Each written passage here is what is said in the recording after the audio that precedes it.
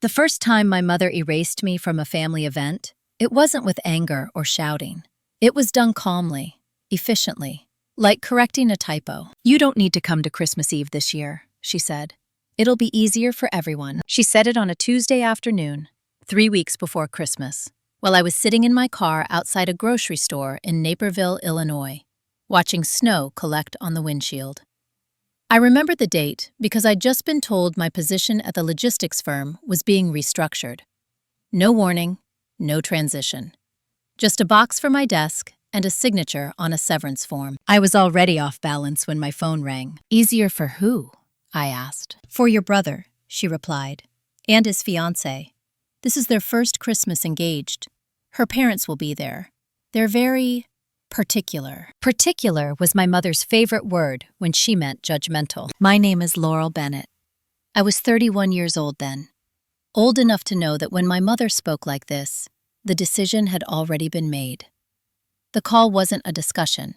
It was a notification. "I don't understand," I said anyway. There was a pause, just long enough to feel deliberate. "Honey," she said, softening her voice, "you're going through a rough patch. No job right now, no real direction. We don't want it to be awkward." Awkward. As if unemployment were a contagious disease. I looked at my hands on the steering wheel. They were steady. That surprised me. I'd spent most of my life reacting to my family's disappointment with panic or apology.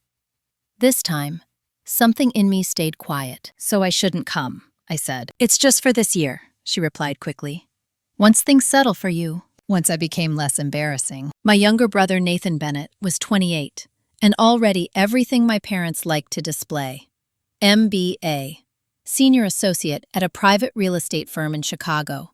Recently engaged to Claire Whitmore, daughter of a regional bank vice president. My parents talked about our family the way some people talk about winning lottery tickets. They had talked about my career very differently. I had worked in supply chain operations for 7 years. Not glamorous, but stable. Until it wasn't. When the company downsized, my role disappeared quietly, the way mine always did. I hadn't told my parents yet.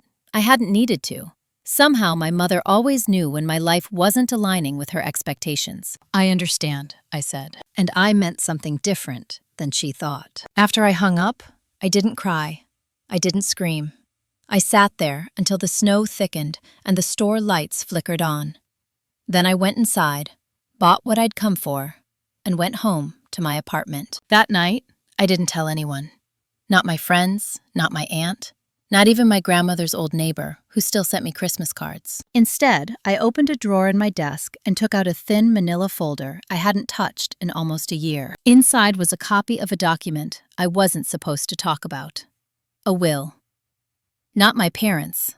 My grandmother's. Eleanor Bennett had died 14 months earlier. She was my father's mother, sharp-tongued, observant, and unimpressed by performative success. She'd owned a small portfolio of rental properties outside Evanston, accumulated slowly over 40 years of careful work. At her funeral, my mother cried loudly. My father spoke about legacy. Nathan gave a eulogy that sounded rehearsed. I stood quietly in the back, because that was where I'd learned to stand. What none of them knew was that 2 weeks before Eleanor died, she had asked me to drive her to her attorney's office. Just me. No explanations. She hadn't wasted time. "Laurel," she said, signing her name with a steady hand, "I'm not leaving you the most money. I'm leaving you the most control." I hadn't understood then. Not fully. Now, sitting alone in my apartment, with Christmas lights flickering in other people's windows, I started to. My phone buzzed around 10 that night. A text from Nathan. "Mom said you're not coming Christmas Eve. That sucks, but probably for the best right now." I stared at the screen. No question, no pushback, just acceptance. I typed back a single word. Okay. I slept well that night. That should have scared me more than it did. Over the next few days, the silence deepened. Group chats about Christmas menus went quiet. Photos of engagement parties I hadn't been invited to appeared on social media. My mother posted a picture of Nathan and Claire, under a caption about new beginnings. I wasn't tagged. On Friday, I got an email from a law firm in Evanston. Subject line: Annual Trust Review. Bennett Family Holdings. They never emailed me directly unless something required action. I didn't open it right away. Instead, I went for a walk along the frozen river path near my building. I thought about all the times I'd been quietly edged out. The birthday dinners scheduled when I was working late. The promotions that were celebrated for Nathan and ignored for me. The way my parents talked about my life as if it were a draft version, not the final one. It had never been loud. That was the hardest part. There was no single fight to point to, just a long pattern of exclusion disguised as concern. That evening, I finally opened the email. The numbers stared back at me, precise and unemotional. Assets, distributions, authority. I was the executor, not a co-executor, not a placeholder. The sole decision-maker for a holding company that owned 3 properties, a commercial lease, and a substantial investment account. My grandmother had structured it carefully. Nathan was the beneficiary. He was supposed to inherit control eventually. Eventually was the key word. I closed my laptop and sat back. Christmas Eve was in 10 days, and for the first time in my life, I wasn't sure if being excluded was the punishment my family thought it was. At the bottom of the email was a simple line. Please advise how you wish to proceed. I didn't respond. Not yet, because somewhere between losing my job and being erased from Christmas, something had shifted. I was no longer trying to earn my place. I was deciding whether they deserved access to me at all. And that decision, I knew, was going to cost someone far more than it cost me. The email sat unanswered all weekend, glowing quietly on my laptop like it knew it had leverage. By Monday morning, the temperature dropped to single digits, the kind of cold that made everything feel brittle. I put on my coat, walked to the cafe on the corner, and ordered the same black coffee I'd ordered every weekday for the past 4 years. Routine was comforting when everything else felt unmoored. At 8:42 a.m., my phone rang. It was my father. "Your mother says you haven't responded to the trust email," he said, skipping any greeting. I smiled despite myself. So they knew. Of course they did. My parents had a way of sensing shifts in power long before they could explain them. "I'm reviewing it," I said. "Well, Nathan is expecting the quarterly distribution to clear before the end of the year," he replied. "He's put down deposits for the wedding venue, non-refundable ones." There it was. The real reason for the call. "I didn't know," I said. "No one mentioned it." A pause. I imagined my father standing in the kitchen, phone pressed to his ear, eyes drifting toward my mother for guidance. He'd always done that, even when the decisions involved me. "It's complicated," he said finally. "We assumed things would continue as they always have." I wrapped my hands around the coffee cup, letting the heat sink in. "They have. I just haven't been included in the assumptions." He sighed. "Laurel, you know how your mother gets around the holidays." I did. She got efficient, strategic, protective of appearances. "I'll be in touch," I said. He didn't like that answer. I could hear it in the silence before he spoke again. "Don't make this harder than it needs to be." After we hung up, I sat there for a long time watching people hurry past the cafe windows. Everyone seemed to be moving with purpose, going somewhere, belonging to something. At noon, I drove to Evanston. The law firm occupied the first floor of a brick building that smelled faintly of old paper and lemon polish. I'd been there twice before, once with my grandmother, once alone, right after her funeral, when I'd signed documents I hadn't fully understood yet. Margaret Sloan was waiting for me. Late 50s, precise posture, eyes that missed very little. "You look calmer than most people in your position," she said after we shook hands. "I've had time to adjust," I replied. She gestured for me to sit. Let's be clear about what this email represents. The Bennett Family Holdings Trust requires your authorization for any distribution. Your grandmother structured it that way deliberately. "I know," I said. She told me. Margaret nodded. "Then you also know that nothing is automatic. Not timing, not amount, not purpose." I thought about Nathan's text. Probably for the best right now. "What happens if I do nothing?" I asked. "Then no funds are released," she said.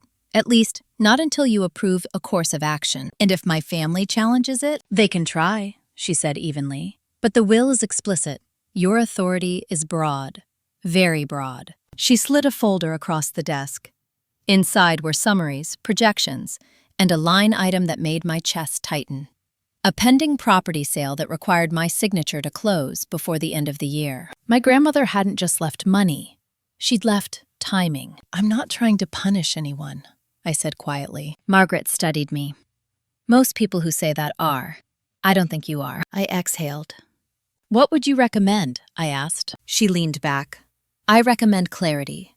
If your brother is building a life on assumptions, he should understand the conditions attached to them." That night, my mother called. She didn't bother with pleasantries. "You could have told us you were going to the attorney," she said. "You could have told me I was being excluded from Christmas," I replied. Silence. Sharp this time. "We were protecting you," she said finally. "From what?" "From embarrassment," she snapped. "From questions you don't have answers to." I closed my eyes. "You didn't ask if I wanted protection." "You've always been sensitive," she continued. "Nathan needs stability right now.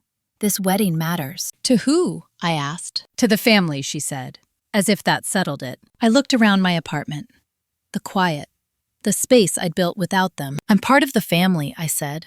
"Or I'm not. You can't decide that based on convenience." Her tone hardened. "This isn't the time to assert independence." "No," I said.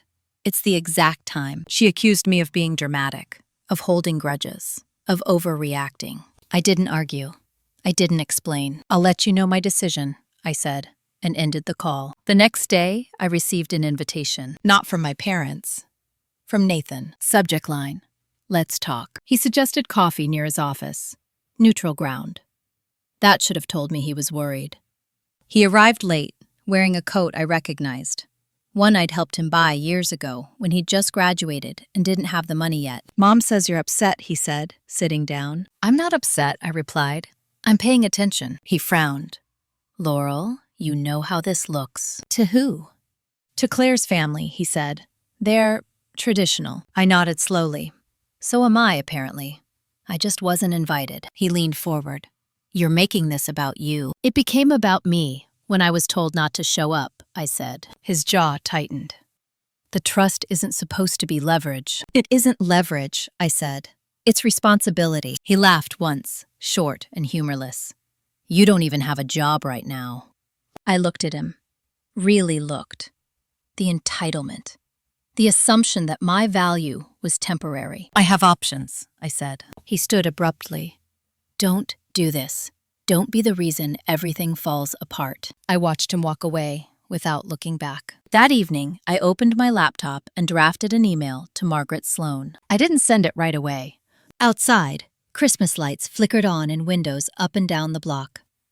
Somewhere, my family was planning a celebration that didn't include me. I typed the first sentence carefully. "Effective immediately. I am exercising my authority as executor to pause all discretionary distributions pending review." My finger hovered over the send button, because once I clicked it, there would be no pretending this was still about feelings. It would be about consequences. And I knew exactly who would feel them first. I sent the email at 7:18 a.m. on Wednesday. I remember the time because my coffee was still too hot to drink, and the radiator in my apartment had just kicked on with a metallic groan. Small, ordinary details anchoring a decision that quietly rewired my family's future. Margaret Sloan replied within 12 minutes. "Acknowledged. All distributions are paused pending further instruction. I will notify the relevant parties per protocol." Per protocol meant my parents and Nathan would hear from a law firm before they heard from me. I didn't brace myself. I didn't rehearse explanations. I got dressed and went to the gym like I always did on Wednesdays. Control, I was learning, wasn't loud.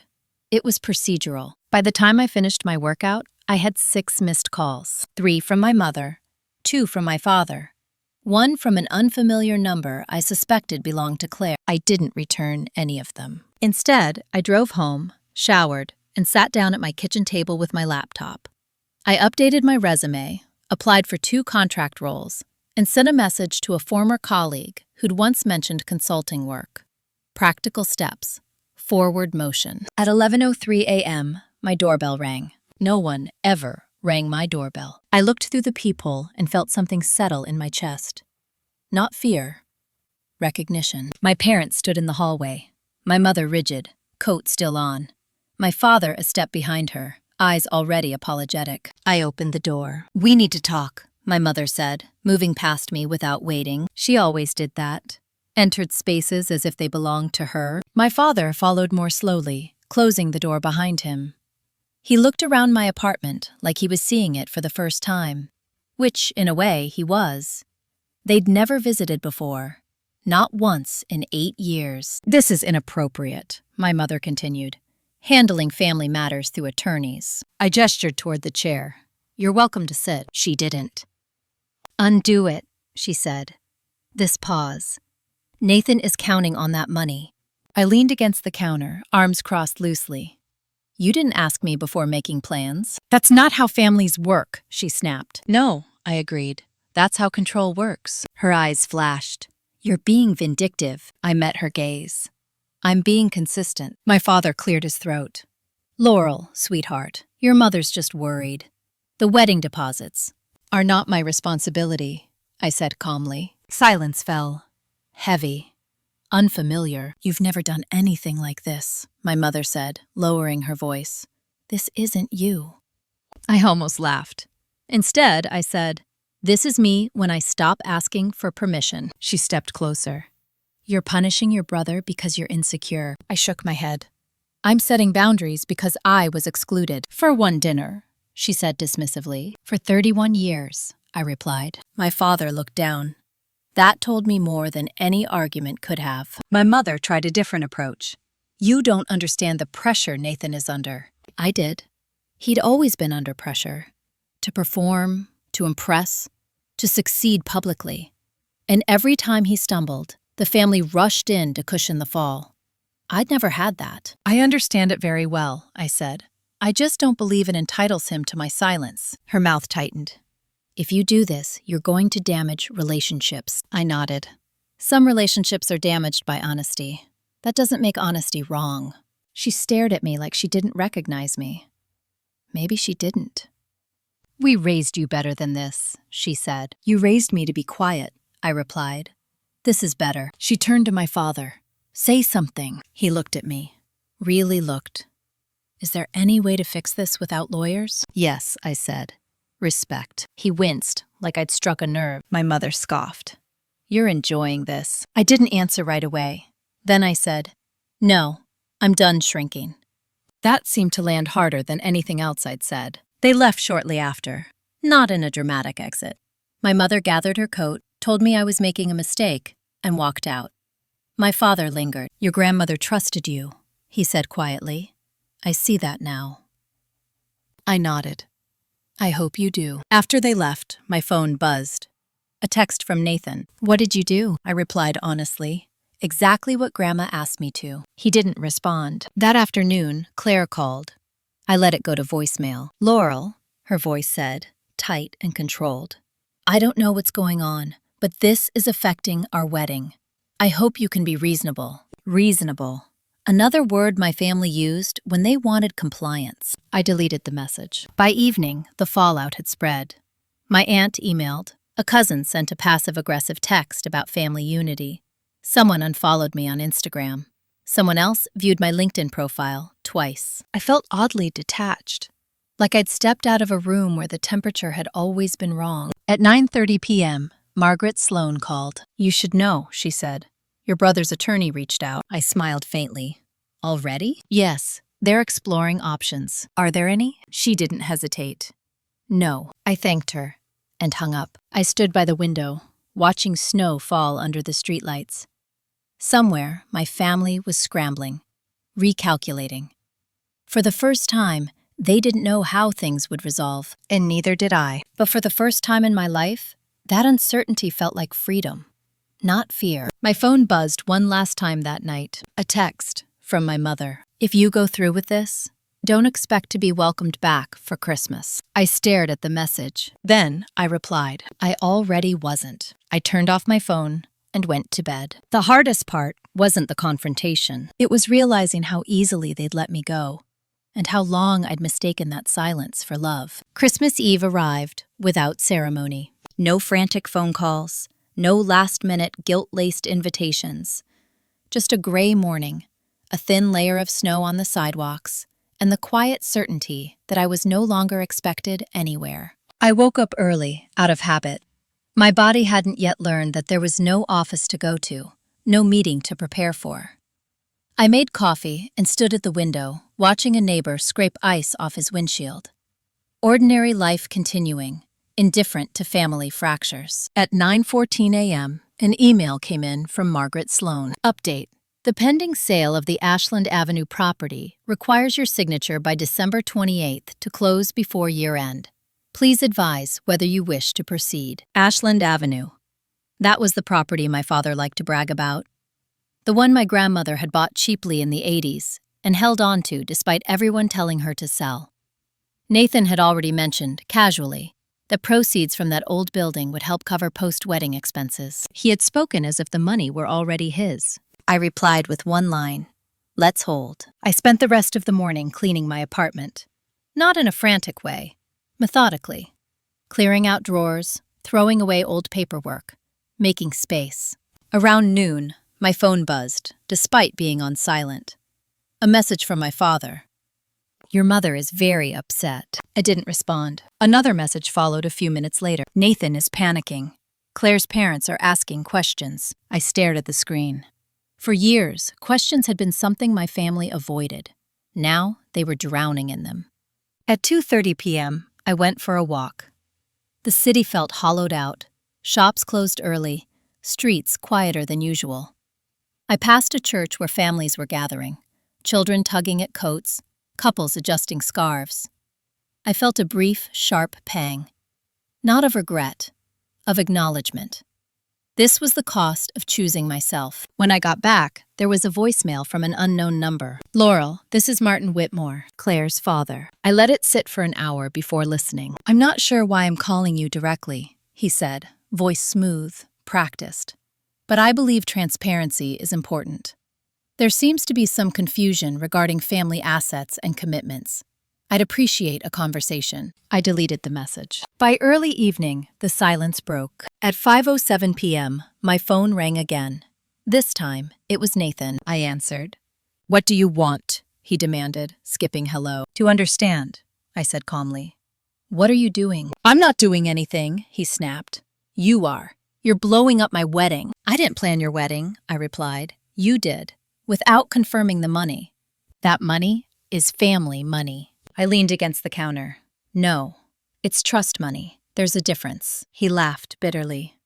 "You're really enjoying the technicalities. I'm respecting them. You're punishing me because Mom didn't invite you to dinner." I closed my eyes briefly. "You knew. You didn't object." "That's not fair." "It's accurate." He went quiet. Then his voice dropped. "Claire's parents are concerned. They think this reflects instability." I said nothing. "You're making me look unreliable," he continued, "like I can't provide." I finally spoke. "You're not entitled to look reliable on someone else's authority. That's easy for you to say. You're not getting married." I almost smiled. "No, I'm just learning how to stand alone." He exhaled sharply. "What do you want?" The question hung there. Not angry, not manipulative, genuinely uncertain. "I want acknowledgement," I said. "Not privately. Not in whispers. Publicly. I want you to admit that you benefited from assumptions that excluded me." "That's insane." "Then don't ask me to move," I said. He swore under his breath. "You've changed." "Yes," I said. "I have." The call ended abruptly. At 7 p.m., I made myself dinner. Pasta. A glass of wine. I lit a candle more out of habit than ceremony. I didn't feel lonely. I felt exposed, like the noise had finally stopped and I could hear my own thoughts clearly. At 8:32 p.m., there was a knock at the door. I didn't expect anyone. When I opened it, Claire stood there, alone, no coat, cheeks flushed from the cold, eyes sharp, with something between anger and calculation. "I won't come in," she said. "I just need to understand something." I stepped aside anyway. She stayed in the doorway. "Did you plan this?" she asked. "The timing, Christmas, the deposits." "No," I said. "I planned to stop pretending." She crossed her arms. "My parents think this reflects poorly on Nathan." I nodded. "They're allowed to think that." "You're ruining his reputation." I looked at her carefully. Reputations built on hidden dependencies don't last. She frowned. You sound rehearsed. I'm calm, I corrected. She shifted her weight. If this doesn't get resolved, the wedding may be postponed. I met her gaze. Then it will be postponed. Her eyes flickered. For the first time, I saw uncertainty. You really won't fix this? She asked. I won't erase myself to make it easier, I said. She stared at me for a long moment, then shook her head. I thought you were just background. I didn't react. Most people did. She left without saying goodbye. At 10 p.m., my mother sent a final message. You've embarrassed this family. I typed, then erased several responses. Finally, I sent one. You embarrassed me first. I just stopped hiding it. I turned off my phone. Outside, church bells rang somewhere in the distance. Christmas Eve unfolding without me, and for once, I wasn't begging to be included. I sat on my couch and opened my laptop. There was one more document in my grandmother's file I hadn't reviewed closely. A contingency clause.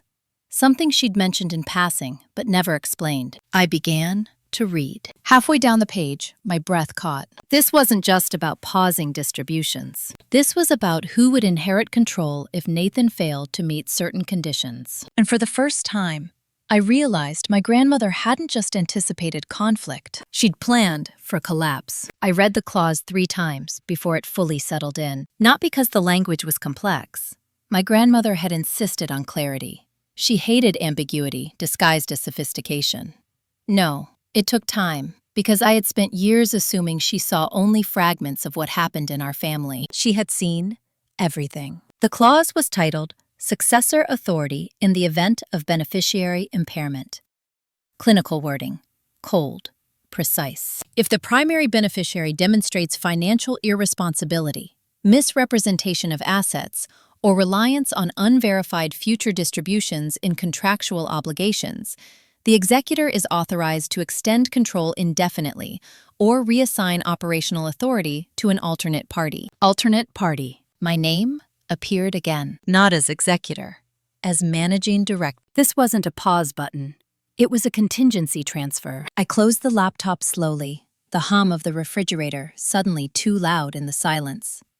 For years, I'd told myself my grandmother's decision was about balance, teaching responsibility, fairness. This was more than that. She hadn't just trusted me to supervise.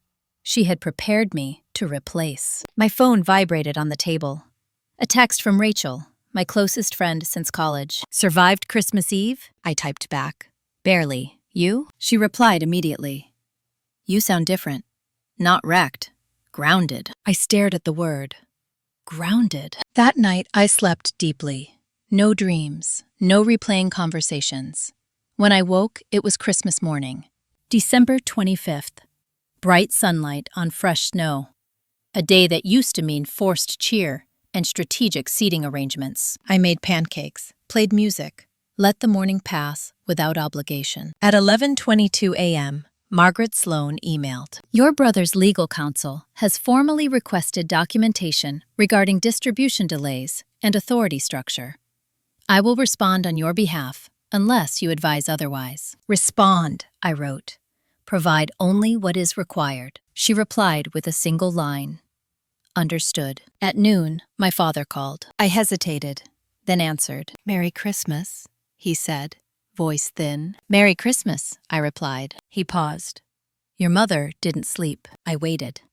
She feels betrayed, he continued. I looked at the window. Snow piled neatly along the sill. So did I. For a long time. He sighed. Nathan may lose the venue. I said nothing. Claire's parents are reconsidering their support. Still nothing. Is that what you want? He asked quietly. I considered the question carefully. No.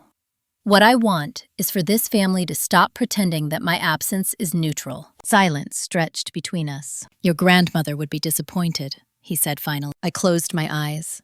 No. She'd be unsurprised. He didn't argue. After we hung up, I sat at my table and made a list. Not of grievances, of decisions. First, employment. I accepted a 3-month consulting contract with a manufacturing firm in Aurora. Not glamorous. Well-paid, flexible. Second, housing. I called my landlord and extended my lease without hesitation. No more waiting for something better to materialize. Third, legal clarity. I emailed Margaret requesting a full review of successor authority conditions. At 3:40 p.m., my mother showed up again. This time, she didn't push past me. She stood in the doorway, coat buttoned, eyes tired. "Can I come in?" she asked. I stepped. She sat on the couch, hands folded tightly in her lap. For the first time, she looked small. "I don't recognize you," she said. "I recognize myself," I replied. She swallowed. "You're hurting your brother." "I'm letting consequences reach him," I said. "There's a difference." She shook her head. "You always make things complicated." "No," I said quietly. "You made things convenient. I made them honest." Her eyes glistened. "You could fix this with one call." I leaned against the counter. "So could you. You could tell Nathan the truth, that the money was never guaranteed, that he should have waited." She looked away. That would humiliate him. She flinched.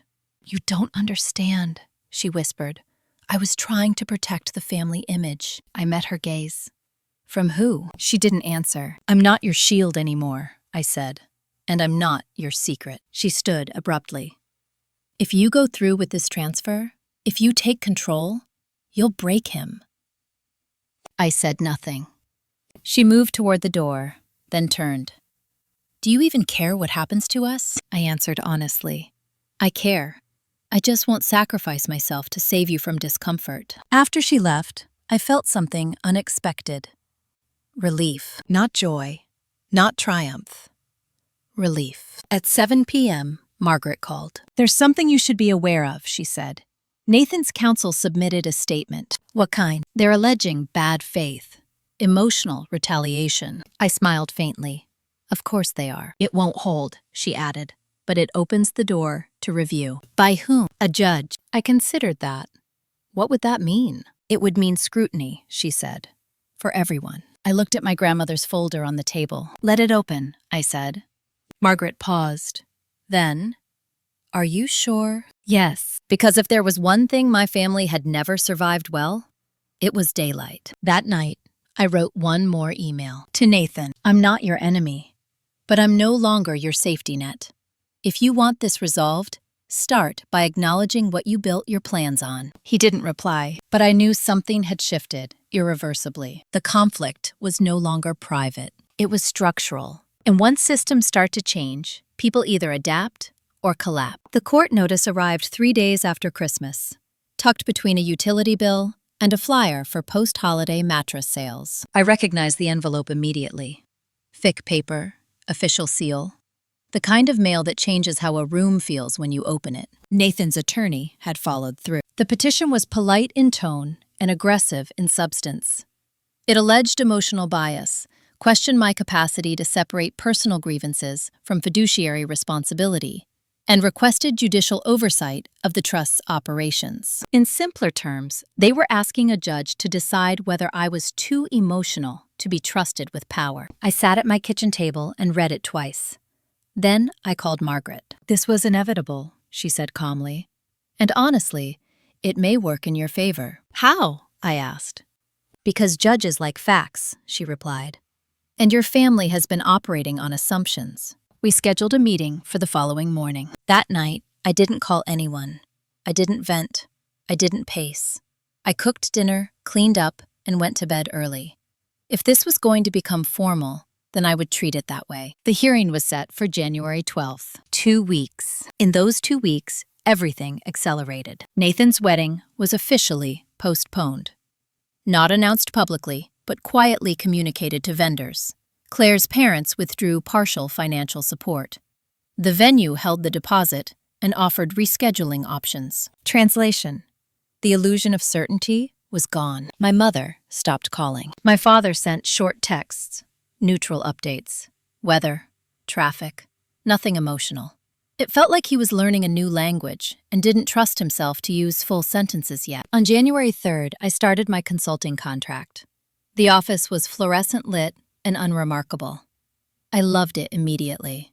No history, no expectations, just work. On January 6th, Margaret sent me a packet. "This is what we'll submit," she said.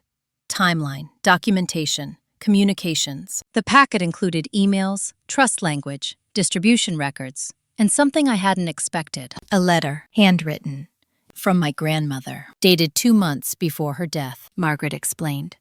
She asked me to hold it unless circumstances required it. The letter was addressed simply, Laurel. I sat on my couch and opened it carefully. If you're reading this, it means you've finally been forced into the position I hoped you'd never need, but suspected you would. Your family loves control more than truth. They mistake quiet compliance for harmony and call it love. I know this because I watched it happen for decades. I chose you because you see systems. You notice who is allowed to assume and who is required to prove. You don't panic when things become uncomfortable. You pause. That matters. You are not wrong for enforcing boundaries. You are not cruel for refusing to fund denial. If they accuse you of betrayal, remember this. You didn't change the rules. You just stopped pretending they were fair. Whatever happens next, do not retreat. Love, Grandma. I folded the letter slowly and placed it back in the envelope. For the first time since this began, my eyes burned. I let it happen. Just for a moment. Then I wiped my face and stood up. On January 10th, 2 days before the hearing, Claire called. I almost didn't answer. Almost. Laurel, she said, her voice measured. I wanted to speak to you directly. About what? I asked. About Nathan, she replied. And the trust. I waited. This situation has raised concerns, she continued. About transparency, about expectations. I smiled faintly. Yes, it has. She hesitated. If you were willing to reinstate partial distributions, it would stabilize things. There it is, I said. She inhaled sharply. I'm trying to be practical. So am I replied. That's why the distributions are paused. You're enjoying the leverage, she accused. I don't have leverage, I said calmly. I have authority. She went quiet. Claire, I continued, if your relationship depends on money that isn't yours yet, that's not something I can fix. She ended the call shortly after. The morning of the hearing, I wore a navy blazer and flat shoes. No jewelry. Nothing that signaled defensiveness or arrogance. Just competence. The courthouse was older than my grandparents. Stone floors, high ceilings, echoes of other families who'd tried to settle power disputes with paperwork. Nathan was already there. He looked thinner, tired. Claire sat beside him, rigid, arms crossed. My parents sat behind them. My mother didn't look at me. My father did. The judge was a woman in her 60s, sharp eyes, no patience for melodrama. Margaret presented first. Calm, structured, chronological, she outlined the trust language, my role, the paused distributions, and the documented reasons. She emphasized process, consistency, fiduciary responsibility. Then Nathan's attorney spoke. He painted a picture of a sister acting out of resentment, of a family conflict disguised as governance, of emotional harm. The judge listened without expression. When it was my turn, she looked directly at me. Miss Bennett, she said, why did you pause the distributions? I stood. Because the beneficiary committed funds based on money he did not yet have, without consultation, and under the assumption that silence meant consent. Was this decision influenced by personal conflict? She asked. Yes, I said. The courtroom went still. And, I continued, it was influenced by documented behavior that violated the trust's stated conditions. Both can be true. The judge nodded slowly. She asked about my qualifications. I answered, plainly. About my process, I explained it. About my intentions. I don't intend to punish, I said. I intend to enforce. She looked down at the documents, then at my grandmother's letter. This time, her expression softened just slightly. After a brief recess, she delivered her ruling. The petition for oversight was denied. My authority as executor and managing director was upheld. She added one more thing. Family disputes often masquerade as legal ones, she said. This court will not intervene simply because discomfort has finally reached the surface. Nathan didn't look at me. My mother closed her eyes. My father exhaled, like he'd been holding his breath for years. Outside the courthouse, Margaret shook my hand. You did exactly what needed to be done, she said. I nodded. So did my grandmother. As I walked to my car, my phone buzzed. A text from Nathan. We need to talk. I stared at it for a moment. Then I replied, when you're ready to listen, not negotiate. I drove away feeling lighter than I had in years. Not because I'd won, but because I no longer needed their permission to exist on my own terms. Nathan didn't call right away. 3 days passed, then 4. Silence thickened into something deliberate, like a wound being pressed instead of treated. I understood it. For the first time in his life, he didn't know where he stood, and there was no one rushing in to explain it away for him. On January 18th, my mother broke her silence. She didn't apologize. She never did. Instead, she sent an email. We need to discuss the future of this family. Not through lawyers. Over dinner. The phrasing was careful, neutral, as if what had happened were a misunderstanding instead of a reckoning. I stared at the screen for a long time before replying. I'm open to a conversation, not to pressure, not to rewriting facts. She responded within minutes. Agreed. We set the dinner for Sunday evening at my parents' house.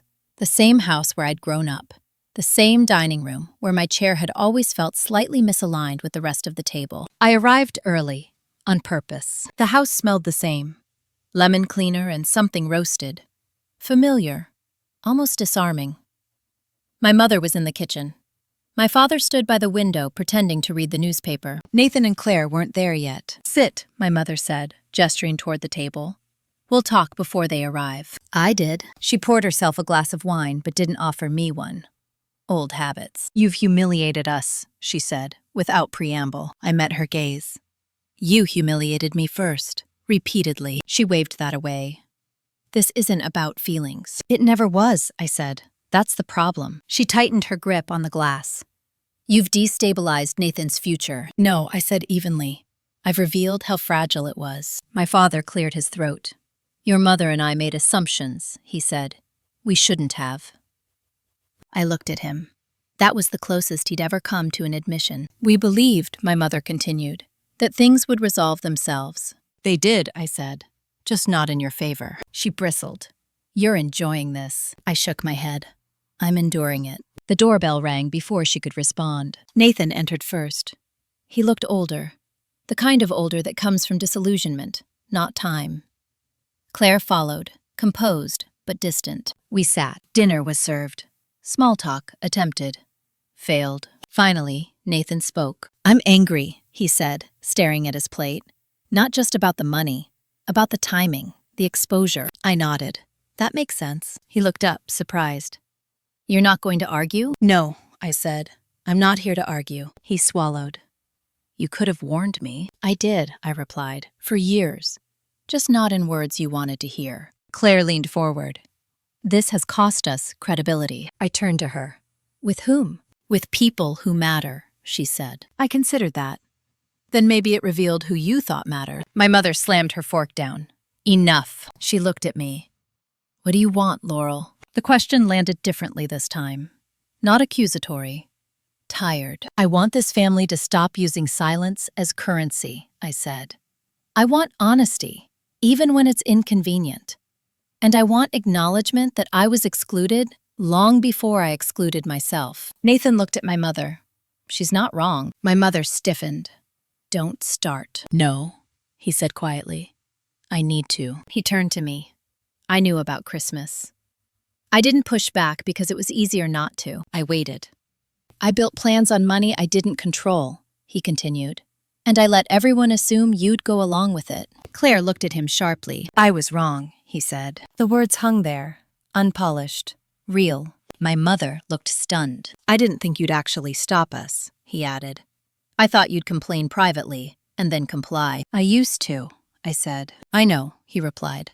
That's on me. Claire spoke next. This puts us in a difficult position. Nathan turned to her. It already did. We just didn't want to see it. She fell silent. My father finally spoke. We raised our children differently, he said, and we pretended that difference didn't create resentment. My mother stared at him. You're siding with her now? I'm acknowledging reality, he said. Late, but honestly. The room felt unsteady, like a structure settling after a shift in foundation. I'm not transferring control, I said calmly. That's not on the table. Nathan nodded. I figured. But, I continued, I'm willing to outline conditions clearly, not as punishment, as structure. Claire exhaled slowly. Nathan leaned forward. I want to earn it, he said, not just wait for it. My mother opened her mouth, then closed it. For the first time, she didn't interrupt. We talked for another hour. Not smoothly, not warmly, but honestly. No hugs, no resolutions. Just something new. Clarity. When I left, my mother didn't say goodbye. My father walked me to the door. I should have protected you better, he said. I didn't need protection, I replied. I needed acknowledgement. He nodded. As I drove home, I realized something had shifted again. The confrontation wasn't the climax. The real change was quieter. For the first time, they were adjusting to a world where I didn't bend automatically, and they didn't know yet whether they could survive without that. Neither did I. But for the first time, I was willing to find out. The weeks after that dinner didn't bring peace. They brought distance. Not the brittle, hostile distance I'd grown up with, but something heavier, cautious. Everyone moving more slowly, like the ground might shift again without warning. Nathan didn't call. Instead, he emailed. Structured, bullet-pointed, almost corporate. He outlined a revised wedding plan. Smaller venue, reduced guest list, delayed timeline. No assumptions about trust distributions. He ended the message with a single line. I'm trying to rebuild this on reality, not expectation. I stared at the email for a long time before replying. That's a good place to start. I didn't offer money. I didn't offer reassurance. Just acknowledgement. At work, things stabilized. The consulting contract extended into February, then March. My days filled with tangible problems that had solutions. Inventory shortages, vendor delays, things that responded to logic instead of emotional negotiation. At night, I slept deeply. On February 6th, Margaret called. There's been a development, she said. I braced myself. Go on. Your grandmother's rental properties require a management decision. One tenant vacated early. The property could be renovated and sold or held. I pictured the building. Red brick, narrow staircases. I'd helped my grandmother collect rent there once, years ago. What do you recommend? I asked. She paused. What do you want? I considered that. Not what was safest. Not what would upset the fewest people. I want control, I said. Long term. Then we hold, she replied.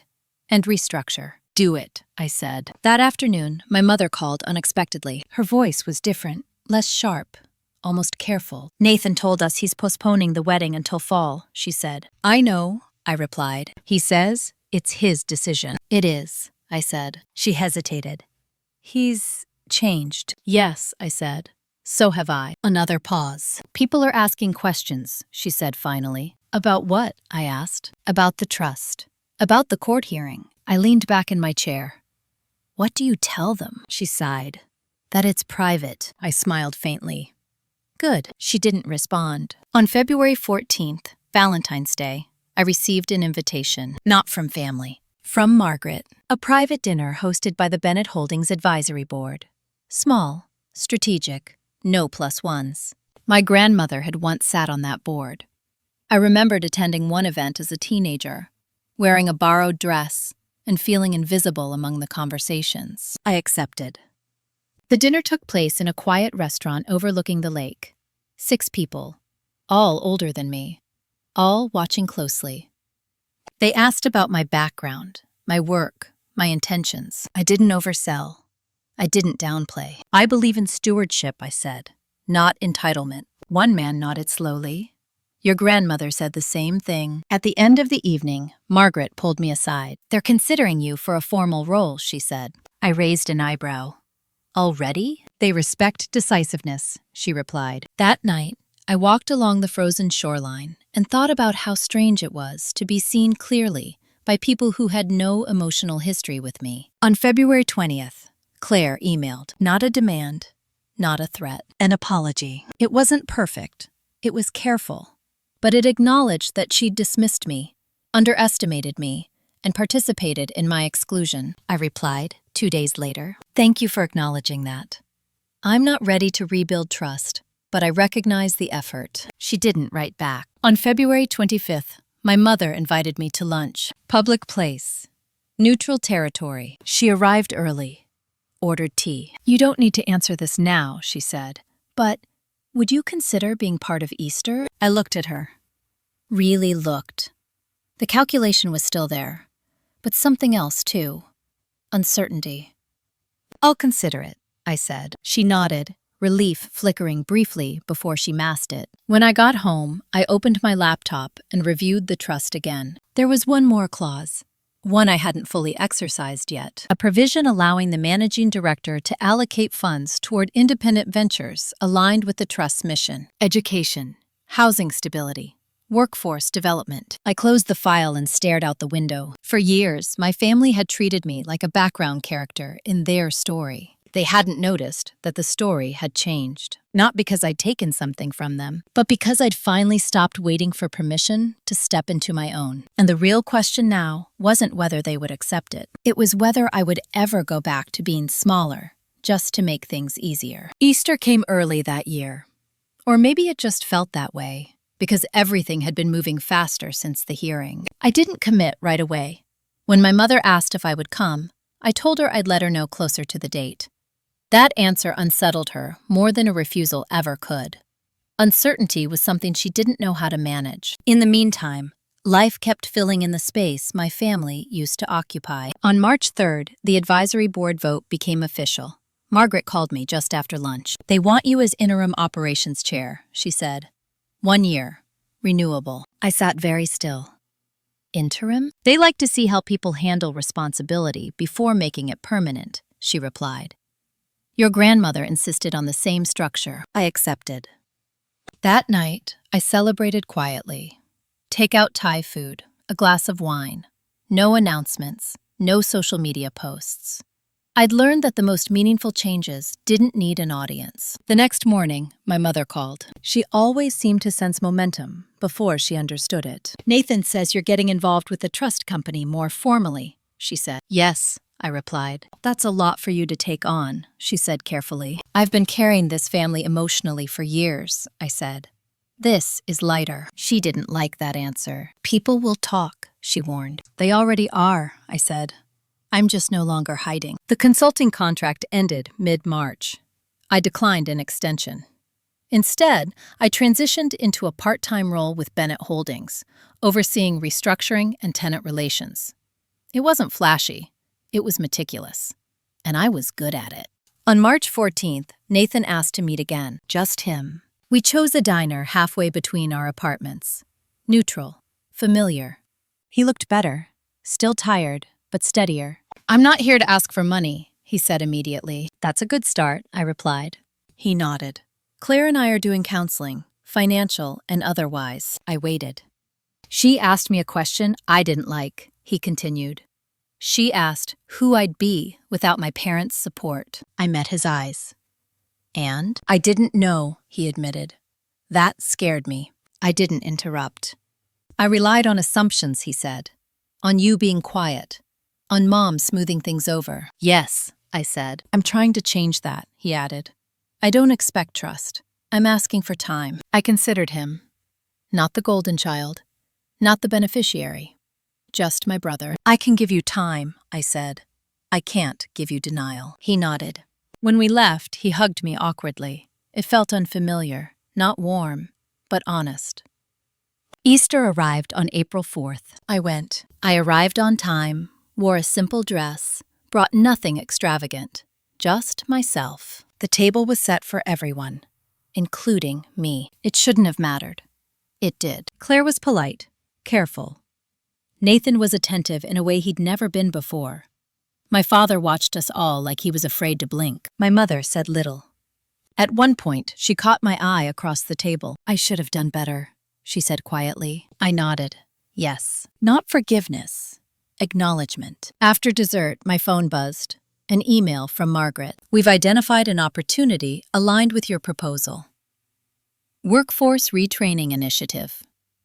Former manufacturing corridor. Would like your input. I read it twice, then looked around the table. For years, I'd been chasing a sense of belonging that was conditional and fragile. Now, I had something sturdier. Agency. That night, back in my apartment, I reviewed the numbers. The trust could support the initiative without compromising long-term stability. It was exactly the kind of decision my grandmother would have approved of. I drafted the proposal myself. On April 12th, it was approved unanimously. The press release came a week later. Small coverage, local paper.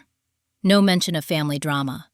Just a quote from me about sustainable investment and community impact. My mother clipped the article and mailed it to me. No note.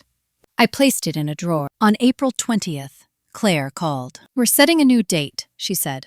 "October." I waited. "We're paying for it ourselves," she added. "That sounds appropriate," I said. She hesitated.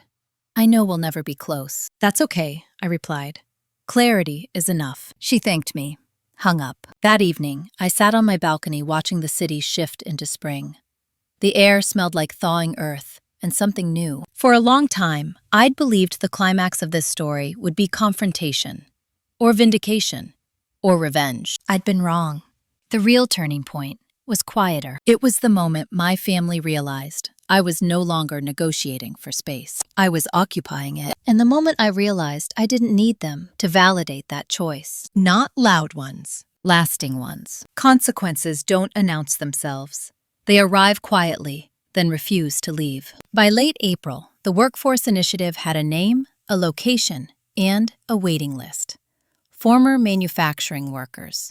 People in their 40s and 50s who'd been laid off quietly, just like I had been, expected to disappear without causing disruption. They didn't. They adapted. Slowly. Painfully. Honestly. I spent my mornings in meetings and my afternoons reviewing budgets and lease agreements. It wasn't glamorous. It was grounding. And it made something painfully clear. My family hadn't been the only place where silence was used to maintain order. I'd just learned how to spot it. On May 2nd, the consequences reached my parents' social circle. My mother called, agitated. "The Hendersons asked why you weren't mentioned in the wedding announcement," she said. "There was no announcement," I replied. "They meant the new date," she clarified. "They assumed you'd be involved." I leaned back in my chair. "Did you correct them?" She hesitated. I didn't know what to say. "Try the truth," I suggested. "We're not managing appearances anymore." She exhaled sharply. "You're enjoying watching me stumble." "No," I said. "I'm watching you adjust." She ended the call without another word. A week later, my father invited me to lunch. Just us. We met at a diner near his office, the same one he'd been going to for 20 years. He ordered the same sandwich. Some habits survived anything. "I've been thinking," he said after a few minutes, "about how often I stayed quiet." I waited.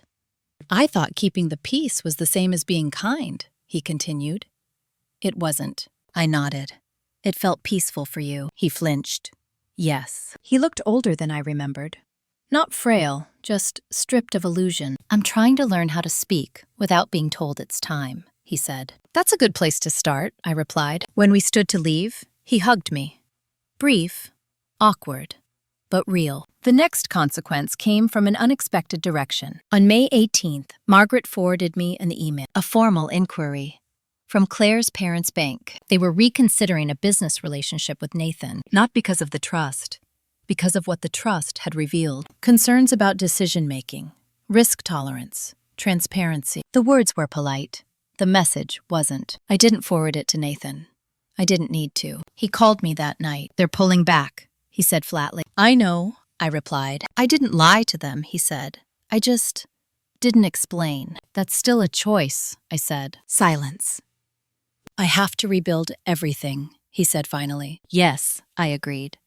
"And you're not going to fix it," he added. "No," I said gently. "I'm not." He hung up without anger. By June, the initiative was fully staffed. Press coverage picked up slightly. Not sensational, just steady. The kind that suggested legitimacy instead of novelty. At a board meeting on June 11th, one of the older members pulled me aside. "You know," he said, "families often collapse when money is involved." I smiled faintly. "Or they reveal what was already broken." He nodded. "Your grandmother would have liked you." That still landed like a weight in my chest. The invitation arrived in July. Nathan and Claire's wedding, October 16th. Formal, limited guest list. My name was on it. No phone call, no explanation, just an invitation. I stared at it for a long time. Then I placed it on the counter and left it there. When my mother called 2 days later, she didn't pretend. "I hope you'll come," she said quietly. "I don't know yet," I replied. She swallowed. "We're trying." "I see that," I said. "Trying isn't the same as changing." "I know," she said. That was new. In August, my interim role became permanent. The board vote was unanimous. I didn't celebrate publicly. I took a long walk along the lake and let the reality settle. This wasn't a position I'd inherited quietly. It was one I'd earned visibly. The day after the announcement, my mother sent a text. "Congratulations. No qualifier, no comparison. Just the word," I replied. "Thank you." On September 3rd, Nathan asked to meet again. "I'm not asking you to come to the wedding," he said before I could speak. "I just want to tell you something." I waited. "I used to think you were weak because you didn't fight," he said. "Now I see you were conserving energy." I said nothing. "I don't know if we'll ever be close," he continued, "but I respect you." "That's enough," I replied. The wedding came and went. I didn't attend. I sent a card. Simple. Sincere. No money. My parents went. Claire's parents went. Photos appeared online. Everyone smiling carefully. I didn't feel excluded. I felt finished. In November, on the anniversary of my grandmother's death, I visited her grave alone. Brought flowers. Sat quietly. "I used it," I said out loud. The authority. The wind rustled the leaves. Nothing dramatic happened. But for the first time, I felt no doubt. When Thanksgiving approached again, my mother called. "We'll be hosting," she said, "if you'd like to come. No conditions. No caveats." I smiled to myself. I'll let you know, because now the choice was mine, and that was the consequence that mattered most. I decided about Thanksgiving on my own terms. Not right away. Not out of obligation or nostalgia. I waited until the week before, when the noise around the holiday had softened and the decision could be made without urgency. On Sunday night, I called my mother. "I'll come," I said, "but only for dinner, and only if I'm not treated like a guest you're tolerating." There was a pause. Not defensive. Careful. "I understand," she said. "That's fair." It was the first time she'd ever said that to me without irony. Thanksgiving Day arrived cold and clear. I drove to my parents' house in the late afternoon, the same driveway I'd pulled into 1,000 times before, but with a body that felt different inside it. Upright, unapologetic. When I walked in, the house smelled like turkey and sage. Familiar, comforting, dangerous, if I let it be. My father greeted me first. He hugged me without hesitation. "I'm glad you're here," he said. "So am I replied, and meant it. Nathan arrived shortly after, with Claire. They were married now. The tension between them wasn't gone, but it was quieter, less performative, more real. Claire met my eyes. "Happy Thanksgiving," she said. "Happy Thanksgiving," I replied. My mother hovered in the kitchen, busy in a way that felt intentional. She didn't hug me. She didn't avoid me either. She simply nodded. Dinner was normal. That was the strangest part. No pointed comments, no forced praise, no silence that demanded interpretation. Just conversation about work, weather, the initiative, my father's retirement plans. At one point, Nathan spoke about a project he'd lost, a deal that fell through because a partner decided he wanted someone with a longer, independent track record. It stung, he admitted. But I get it. I didn't say anything. I didn't need to. Later, as plates were cleared, my mother surprised me. She stood at the end of the table and said, "I want to acknowledge something." The room went still. "I failed Laurel," she continued. "I believed protecting appearances was more important than protecting my daughter. I was wrong." She didn't look at me when she said it. She didn't ask for forgiveness. She simply stated it. That mattered more than an apology ever could. I nodded once.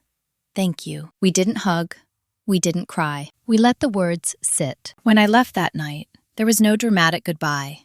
Just coats, brief hugs, and the quiet understanding that something had ended and something else had begun. In December, the Workforce Initiative received state-level recognition. Modest grant funding, enough to expand one additional cohort. I signed the paperwork myself. On December 18th, I hosted a small dinner at my apartment. Friends, colleagues. My father came. My mother didn't. No tension, just truth. Rachel raised a glass and said, "To choosing yourself," I smiled. "To boundaries that hold." As the year closed, I thought about how this story might look from the outside. A sister who withheld money. A family divided. A wedding delayed. That's not what it was. It was a woman who stopped translating her pain into politeness. A family forced to confront the cost of silence. A system that only changed when someone refused to disappear quietly. On New Year's Eve, just before midnight, my phone buzzed. A text from my mother. "I'm still learning, but I see you now." I stared at it for a long time before replying, "That's enough." And for the first time in my life, it truly was. I didn't make resolutions that year. No lists. No promises to become softer or more accommodating or easier to love. I'd spent too many years doing that already. Instead, I took inventory of what I'd lost, of what I'd gained, of what I would no longer negotiate away. January arrived quietly. Snow again. New calendars. The illusion of clean starts. I went back to work the first Monday of the year and sat in my office before anyone else arrived. Lights off, coffee cooling in my hands. The building was quiet, in the way only early mornings can be, when nothing is being asked of you yet. That was when it hit me. I was no longer bracing for criticism, for disappointment, for the moment someone would decide I was too much or not enough. My body had stopped preparing for impact. The trust was stable. The initiative was expanding. The board treated me as a peer, not a curiosity. Decisions moved through me instead of around me. That kind of authority doesn't shout. It settles. Nathan and Claire sent a holiday card. A photo. Simple. No commentary. I put it on the fridge for a week, then recycled it without guilt. My father called more often. Sometimes to ask my opinion, sometimes just to talk. He was learning how to show up without asking permission from my mother first. It was awkward, slow, but real. My mother kept her distance, not as punishment, as adjustment. She didn't call to manage. She didn't call to correct. When she did reach out, it was tentative, careful, like someone learning the dimensions of a room after the furniture has been rearranged. I didn't rush her. Because the truth was this: reconciliation wasn't my goal. Integrity was. In February, a reporter asked me during a small panel discussion how I'd learned to navigate conflict in family business situations. I answered honestly. I stopped confusing love with access, I said. And I stopped believing that silence was the price of belonging. The clip circulated quietly. No headlines, no outrage, just recognition from people who had lived the same pattern in different houses, with different names. One woman emailed me afterward. "Thank you for saying what we're not supposed to say out loud. That mattered more than any praise." On the anniversary of my grandmother's death, I went back to the cemetery. Same flowers, same bench, same quiet. I didn't save them, I said aloud. I saved myself. The wind moved through the trees. Nothing dramatic, nothing cinematic. Just peace. Here's what I learned, and I'll say it plainly. Being excluded doesn't always look like cruelty. Sometimes it looks like politeness, like being understood, like being told to sit out so things run smoothly. Control rarely announces itself as control. It calls itself love, protection, family harmony. And revenge, real revenge, isn't loud. It isn't humiliation or screaming or dramatic ultimatums. It's reclaiming your agency so completely that the people who benefited from your silence no longer recognize the version of you standing in front of them. I didn't win because my brother struggled. I didn't win because my parents were uncomfortable.